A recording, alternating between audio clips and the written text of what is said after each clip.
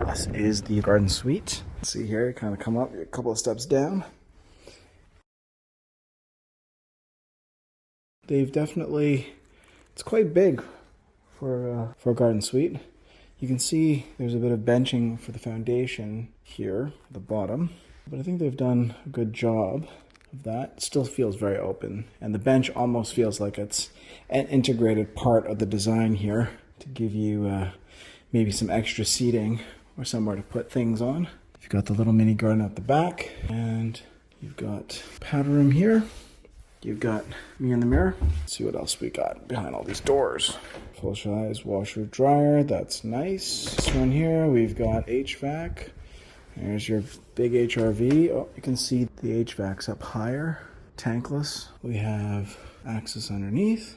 Upstairs, we've got bathroom first of all. Well, they're working with the angular plane here. I don't think it's going to be intrusive if you're standing in there. First bedroom here. Got an ensuite. There's your looking out. Second bedroom. A little bit smaller. Maybe again a 9 by 8. I don't think we're at a full 10 feet here. That is the neighbor. Third bedroom. So 3-bedroom garden suite. Definitely one of the first in the city. Overall, very nice. Good job. I can definitely see the appeal.